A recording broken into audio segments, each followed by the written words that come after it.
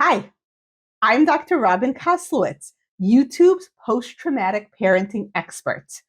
Today, we're going to take a deep dive into one of the post-traumatic parenting types, the paralyzed parent, and we're going to understand what leads to parenting paralysis. Have you ever felt paralyzed as a parent? Have you ever felt like there's so many options of what to emphasize in my parenting? There's so many things that I can focus on for my kids. I don't know if I should be really tough on them or really kind to them. I don't know if this is something I should insist on or this is something that I should back off on. I'm just completely confused, so I'm not going to do anything at all. That's not like you. If so, click subscribe below because this is something we're going to talk about today and we're going to talk about in several episodes. So I wouldn't want you to miss a single episode.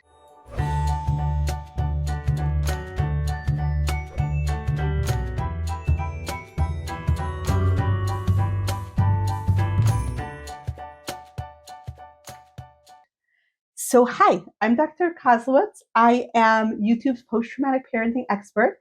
I'm writing a book called Post-Traumatic Parenting, which is all about the ways in which our trauma shows up in our parenting and how we can break the cycle and give our kids the healthy childhood that we truly value. Today, we're going to talk about the paralyzed parent, and we're going to use an old episode of Super Nanny, and really unpack the episode because we're going to really see moments of parenting paralysis in this episode. And we're also going to unpack what worked to help this family and why it worked, because the reason this family got better has nothing to do with why Super Nanny says this family got better. They got better, and what they did worked, but it didn't work for the reasons that they thought it worked. So if you're a post-traumatic parent and you have these questions about like authoritarian parenting, authoritative parenting, gentle parenting, responsive parenting, if you hear, I want to be more responsive and gentle with my kids, but I don't know how to do that. Like Sadness and Inside Out says, like, I don't know how to do that. And then at the same time, you don't want to be authoritarian, but you also don't want your kids to grow into like spoiled, entitled brats. You don't want your kids to turn into snowflakes, as many, responsive parents are accused of doing. So you're like, yeah, I kind of don't want to do that. I don't want to do the whole timeouts, naughty chair punishment thing, but I also want to make sure my kids are learning some pro-social lessons. So now I'm getting a lot of confusing parenting messages and I need help sorting them out because the one thing I know is what I don't want to do. You are definitely in the right place. So let's unpack this particular episode of Super Nanny and really understand parenting paralysis, what ended up undoing parenting paralysis, why Super Nanny is saying the things she's saying, and why it really worked. So in this episode, we meet the Naswiz family, and they have 4 kids, 3 girls, 1 boy. They have a son, Zachary, who is really kind of ruling the roost. He is really difficult for the parents to manage, and the parents are in a lot of conflict around how to handle Zachary. Zachary's the most challenging. Zachary. Do you want to read a book? If Zachary's in a bad mood, then everything has to stop to pacify him. You want on it? Let him on it, and I'll set the timer, and then it'll be your turn. He's completely ruling the roost. So as you see from that clip, Zachary is very overstimulated. He really has a hard time sharing mom's attention with anybody else. He really has a hard time managing his big emotions. And when he just wants to do something, he does it. And he really doesn't relate well to boundaries or the word no. Now, mom is the prototype of the paralyzed parent. And that might surprise you because the one thing you'll notice in the episode is how frantic mom is. She is trying to calm him down and she is trying to deal with the other kids and she is angry at her husband and she is trying to rein her husband's temper in and she's cooking and she's cleaning and she's moving around the house. very busy. She seems to be the opposite of paralysis. But frantic action that accomplishes nothing is paralysis because you're not moving forward. Actually, if you see her moving around at the beginning, she very often like picks up and puts down the same thing several times. So like, let's say there's, a game board. So if I have this tissue box here, and if I pick it up and I put it down and I pick it up and I put it back down and I pick it up and I put it back down. Yeah, it doesn't look like I'm paralyzed. I'm moving, but I'm not taking purposeful action, which means I'm paralyzed. I'm not getting anywhere. The number one reason that this mom seems to be paralyzed is she seems to have the belief that she's responsible for her family's emotions. And she specifically seems to think that she needs to keep everybody happy at all times. It is her job to keep her children happy, to keep her children calm, to keep her children from fighting, to manage their emotions. When Zachary cries for me, it just breaks my heart. And then I can't just drop everything and just pick him up and love him is a horrible feeling. Very often, when people grew up as people pleasers, when people grew up in families, and of course, this mother, not a patient of mine, I don't know her. I don't know her history. I don't know her childhood. I'm speculating, and I'm also inviting you to think about your childhood and if some of these themes came up for you and if this makes sense to you and resonates with you. Because this isn't really about the Naswiz family. I'm not super nanny. I didn't get involved with this family. It's about what we can learn from this family. So very often when a post-traumatic parent was raised in a family where, for whatever reason, big emotions were very, very, very dangerous. Maybe there's a very angry, overbearing parent, and whenever anybody gets emotional, it gets really, really, really tense, and then somebody gets hit. Maybe there's a parent who's a functional alcoholic, and that parent must be kept placated and calm at all costs, because if not, the kid senses on a deep level that the parent will start drinking again, and then it won't be safe. Maybe it's a family where one child takes up all the oxygen and everyone else has to like tiptoe around just for a peaceful life. But for whatever reason, this mother got the memo that it is her job to be responsible for her children's emotions. Newsflash. You, and this does come from people pleasing, right? That's a people pleasing kind of presentation when like I need to soothe the ruffled feathers. I need to calm the troubled waters. My job is to keep things calm and keep emotions small and contained. Newsflash. It is not your job as a parent to manage your children's emotions. What? Dr. K. It's my job to make my kids happy. It's my job to make my kids feel loved. It's my job to make my kids feel safe. Your job is to help your children learn to deal with their emotions. All emotions are welcome.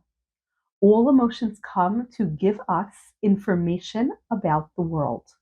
It is your job to provide your child the building blocks of a feeling of safety and security. It is your job to provide your child experiences that can lead to happiness, contentment, feeling proud of themselves, feeling like they achieved something. It is your job to provide your child with the experiences that lead to a sense of love and connection. It is not your job to ensure they feel that. It is your job to help them understand their emotions, interpret the sensations that are rising in their body as, oh, those are emotions. I need to do something with those emotions. They're giving me important information about the world that I'm going to use. Your job to teach them that. It's your job to accurately reflect emotions back to them. A 2-year-old's having a meltdown and we say, you are so frustrated. You really wanted ice cream. You are very frustrated. And then he starts to cry and you say, you are so sad because you were really hoping for ice cream. Right? And maybe a little while later he comes over for a cuddle and you say, yeah, it's nice to cuddle and snuggle. That feels cozy. That's your job. Your job is not to ensure that after you say no to ice cream, your child for sure feels a sense of love to you, but you can provide the ingredients of those emotions. And if you do that well, and your child is neurotypical and your child is, psychotypical, and your child can use those ingredients properly, those are the emotions that will result. It's not your job to make sure your kid never gets mad. It's your job to teach your kid what to do when they get mad. There's a crucial difference and distinction here.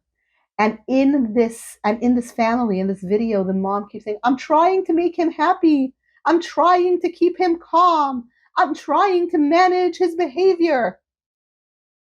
Not your job to keep him happy and keep him calm. It is your job to help him learn how to manage his own behavior, yes.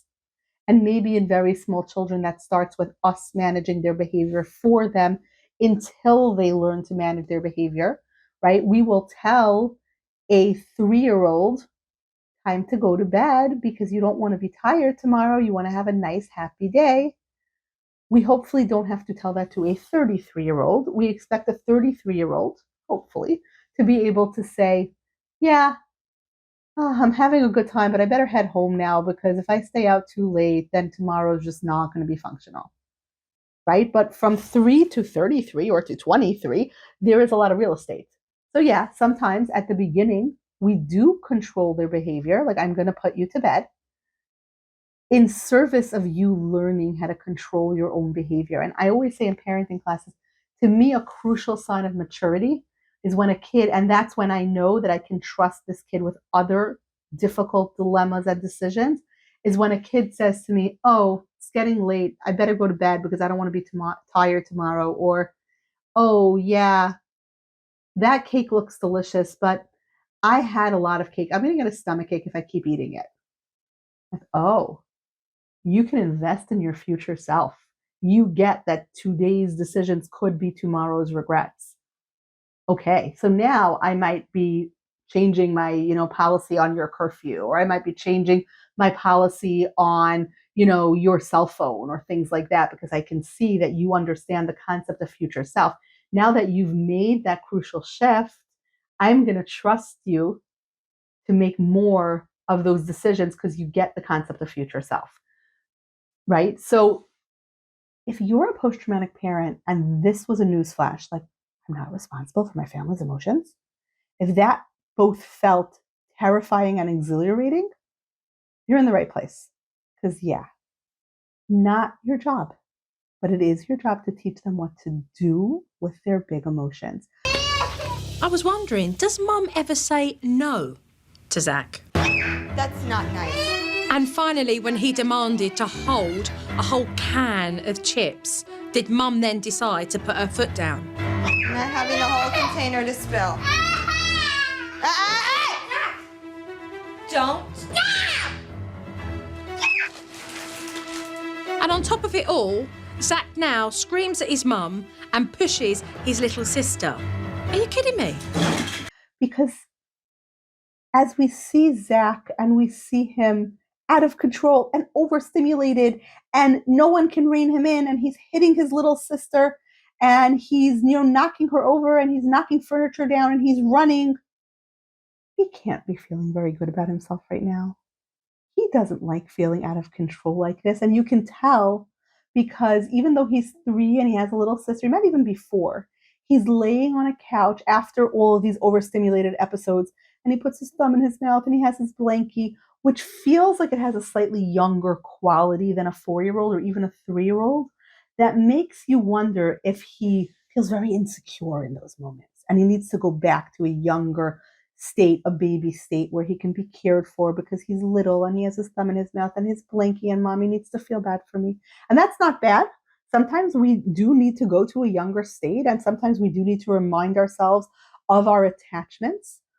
But it's a signal to me that Zach isn't feeling very good about himself right now. And in specific, he knows that he has some idea in his head. A lot of that's coming from dad, who gets very angry easily. So that's also not that great at big emotions. But he gets this idea that big boys don't act this way. So when he acts this way, he probably feels bad. And it's also probably very scary to have such a tiny little body with such gigantic emotions. No one's teaching him what to do about them. No one's teaching him, how do I rein those in? It's got to be terrifying to be Zach. There are things that are really scary.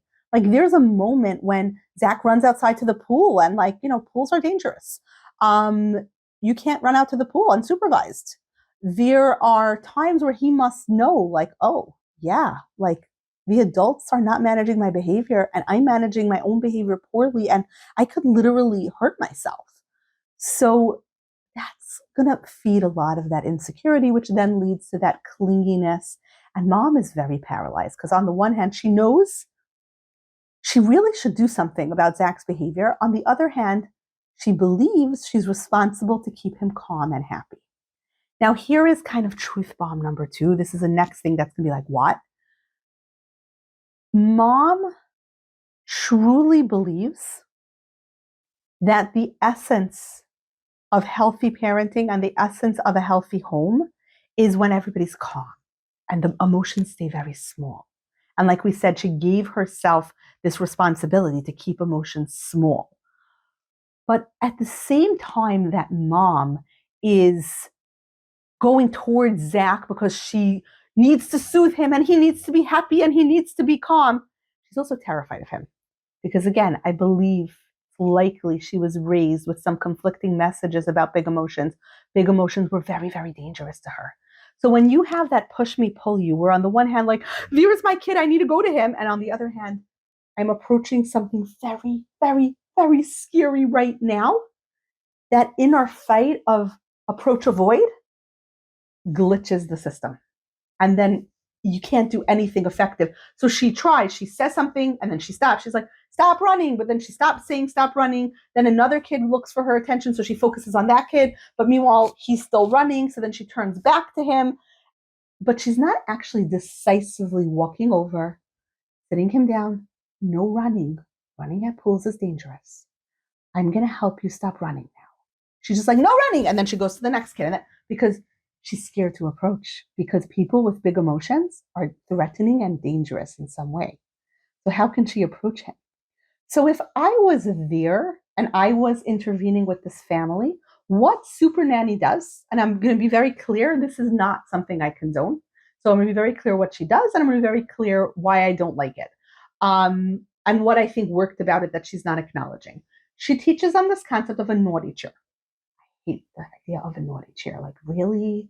Mum and Dad still have a major problem when it comes to disciplining Zach. So what I'm going to do is bring in the naughty chair technique, go through the steps so they will understand how to do a timeout. This is good. This is the first time I've seen you guys smile over discipline. We're in a good place. Oh, we're excited about it. I kind of am laughing. I'm just gonna take a little segue here, divert a little bit from what we're talking about. I kind of find it interesting. The opening credits for Super Nanny really give Mary Poppins vibes. There's like umbrellas and British flags, and it's the whole Mary Poppins thing. And then we have Super Nanny coming in with her naughty chair. If you've watched Mary Poppins, or even more crucially read the books, Mary Poppins does the exact opposite. Like that beloved nanny picture that we have in our heads, that's like, right, Mary Poppins, that's how to be a mom. Mary Poppins came to inject some joy and light and life and responsiveness to the Banks family, who were very prim and proper and buttoned up and like kept their emotions, kind of, if this pouch is my emotions, you take your emotions and you wad them up really, really, really, really, really, really, really, really, really small, and then you stick them into a pouch, and then you pull the drawstring really, really, really, really, really, really, really tight, and then you take that pouch and you hide it deep, deep, deep, deep, deep down in a drawer where no one ever finds it. That's how the Banks kids were being parented. And of course, they misbehaved and got dysregulated sometimes, because that's what happens when we take emotions and we stuff them down with all our might. They come back. And what Mary Poppins did is she brought some joy and some lightness and some imagination and some creativity and some emotions to their life. And then the Banks children and the Banks parents, crucially, because Mary Poppins is really a story of post-traumatic parenting, and they heal. So what Super Nanny does, with the naughty chair is basically the exact opposite. It's let's squeeze emotions down really, really, really tight. So first of all, we're labeling having big emotions as being naughty. And he has to sit on the naughty chair, and it's meant to be a punishment.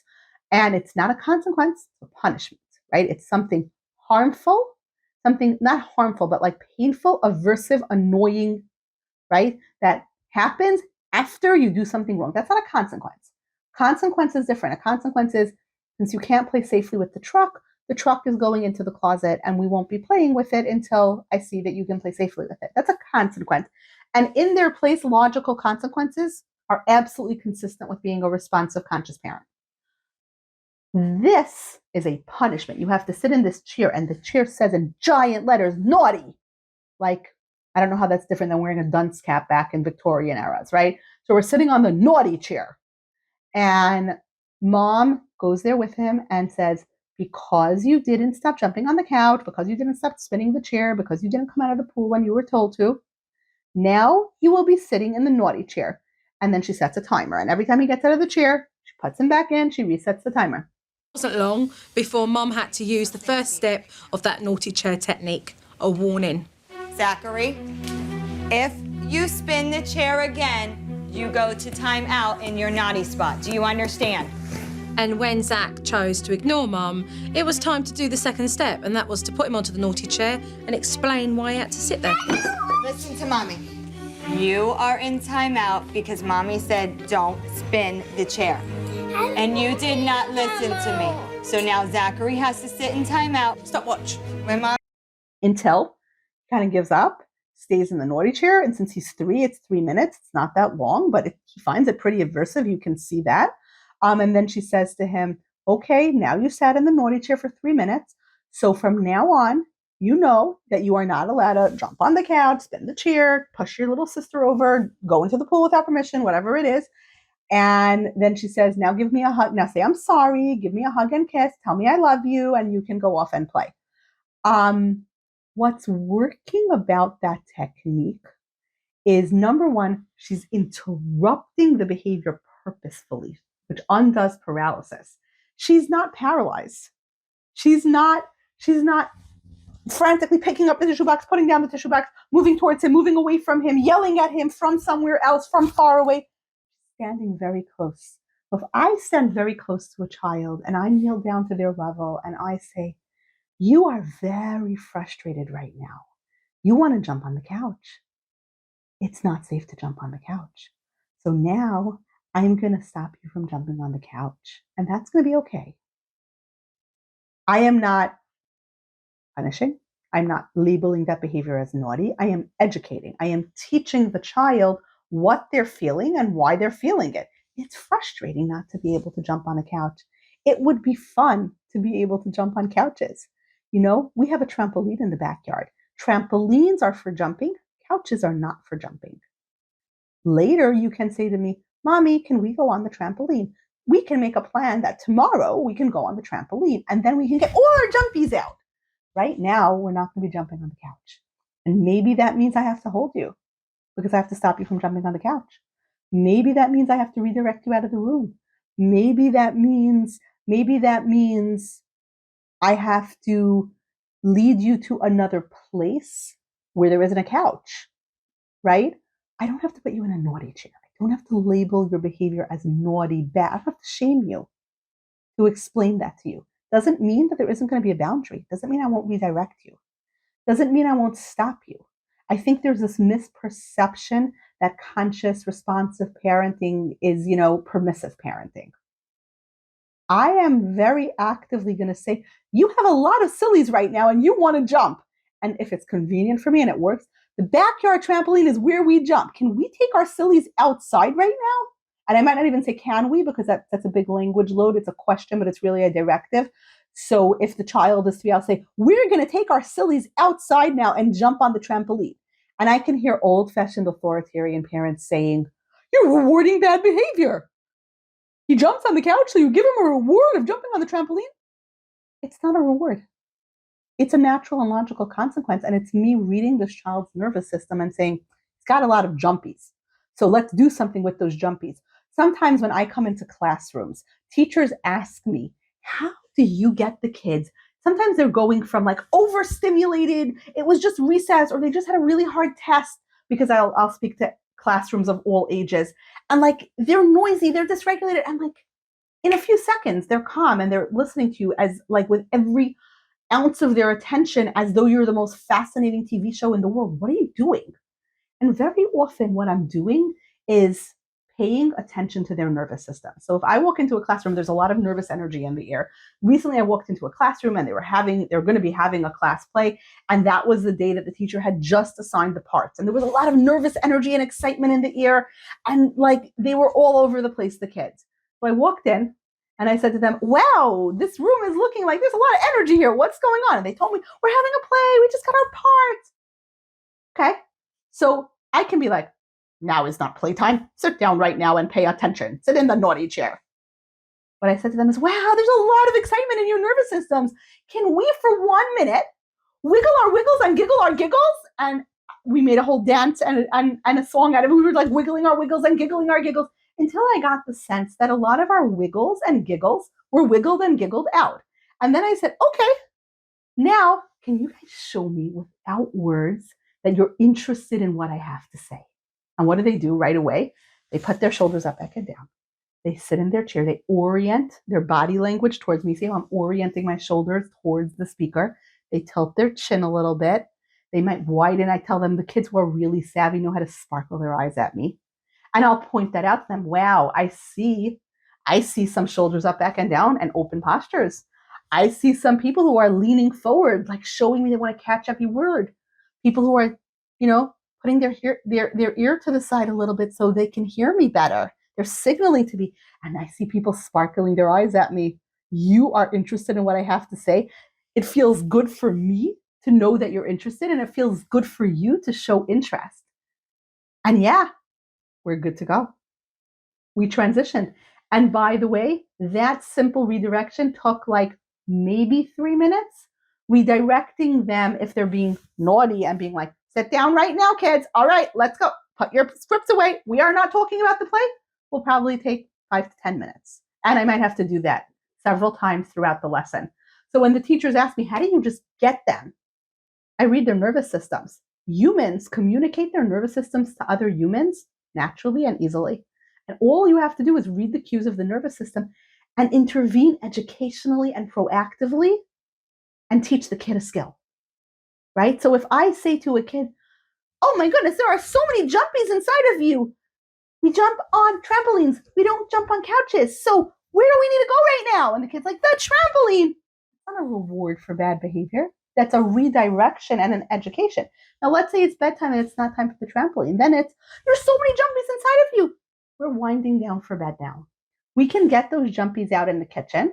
We can jump a little bit. You and me together can jump, because sometimes the transition from you jumping in an overstimulated way by yourself, your nervous system is like in this, like it's self-contained bubble, and it's not social.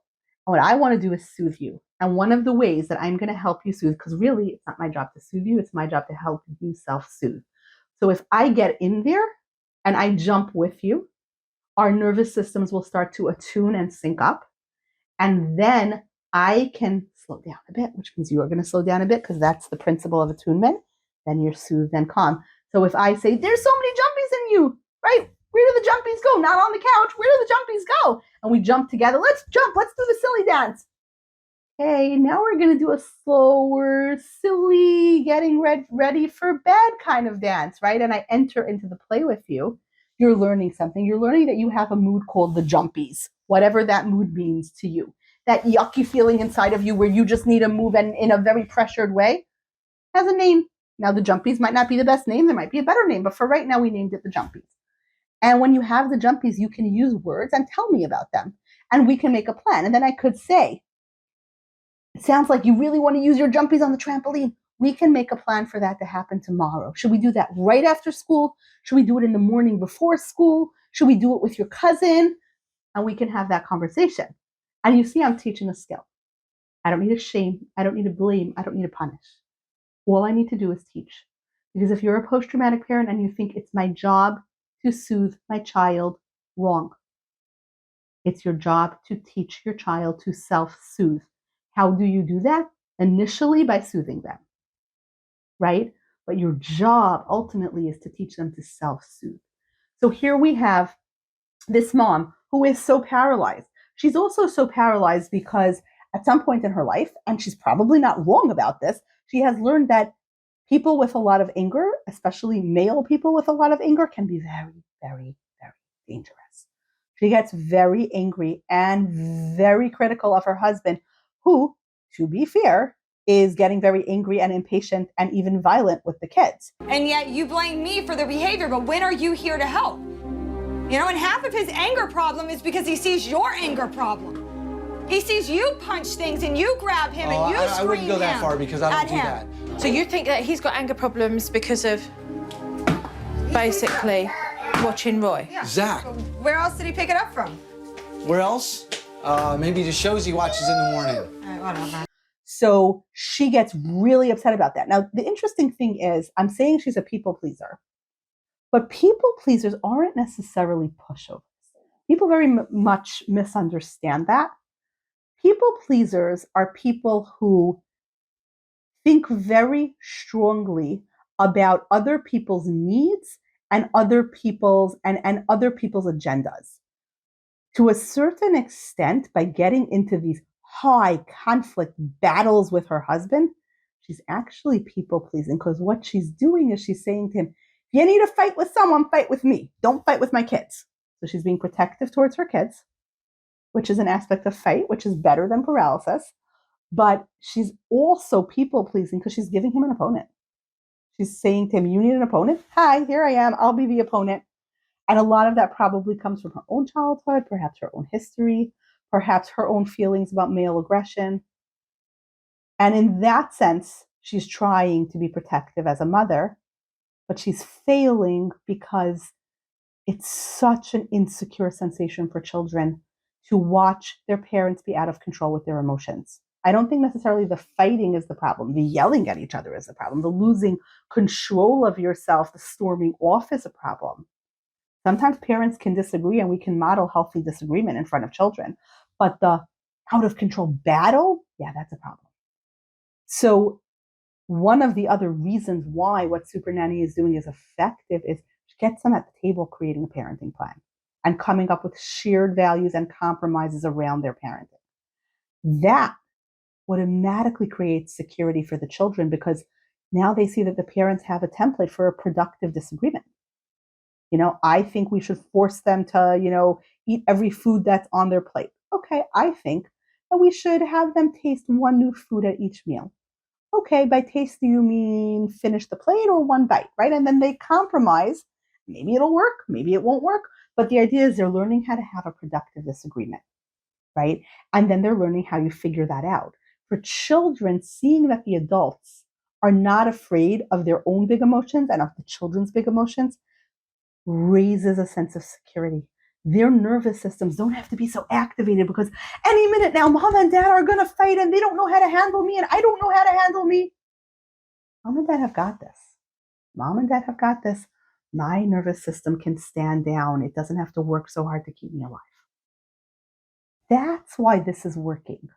Because this very paralyzed mom has a technique. Now, it isn't the best technique. Naughty chairs, thankfully, we've kind of outgrown the naughty chair. I'm all for safe spaces, which is like, safe space is a place that you can go that you choose where you can do things that calm your nervous system down. So when I work on a safe space with a patient or with a family, they might put like a beanbag chair in there. They might put, squishies. They might put a weighted blanket, some coloring books, soothing, repetitive, calming activities where the kid chooses, like, my emotions are getting really big. I think I'll go to my safe space right now. Very different from a timeout. You are going to go to the naughty chair. Now, that's not to say that we don't sometimes intervene by saying, okay, you are going to go to the kitchen. You are going to go to the dining room. You two are warring with each other. You're trying to murder each other. I'm going to separate you. But neither one is the naughty room. So it's not the naughty chair technique that worked. It's the mom feeling like I have a plan. I can do this. I don't have to be paralyzed.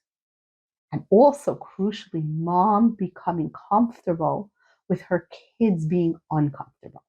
Mom letting Zachary be very frustrated and sad and sit on the naughty chair with his thumb in his mouth, holding his blankie and being so sad and looking so pitiful. But mom's gonna let that happen because, yeah, for 3 minutes, you can be uncomfortable. I agree with that. If just because you're a responsive, conscious parent does not mean that your kid's not going to sometimes have a meltdown and sometimes have a really strong reaction to the word no, right? My kids have meltdowns sometimes, and my kids have strong reactions to the word no sometimes. And that means they're going to be very uncomfortable. You take a kid's phone away and you say, okay, no, it's not phone time now. It is now homework time. And the agreement was we're going to shut off our phones. You didn't shut off your phone, so now I'm going to take your phone and I'm going to put it in the basket for you. The kid's going to be upset about that. But that's okay. You're allowed to be upset about that. You have a rule and you're going to follow it. I'm not throwing your phone out. I'm not canceling your service plan. I'm not making you walk to school with a sign on your face that says, like, I am a zombie who's addicted to my phone. I literally saw a video like that on the internet of, like, that's what a parent did. Not doing those things, not taking my SUV and running over your phone until it's, a heap of shards of plastic and glass and metal, right? But you're still going to be uncomfortable. And I say, yeah, it's not phone time now. And that's okay. You are allowed to be uncomfortable. I can tolerate your discomfort, which means you can tolerate your discomfort. It's okay. I'm sad for you that you're uncomfortable. I would love it if you would be comfortable. I am happy when you're comfortable, but you're allowed to be uncomfortable sometimes. That's okay. That's life. So her comfort, her growing comfort with Zach's discomfort is what's really working here. Because the paralyzed parent doesn't know what to do because, like I said, they're running towards and running away from simultaneously, so they glitch. Or they have this giant moral imperative in their head, like this like rule from their trauma app. No one's allowed to be mad. And then I need to say this thing that makes my kid mad. Then my kid will be mad. Now what do? Glitch. That paralysis is really scary for kids. So anything that undoes paralysis is gonna land well, even if it's the wrong technique, like the naughty chair, because it's not the naughty chair that worked. It's the confidence. It's the mom and dad have got this. They are comfortable helping me learn about my emotions.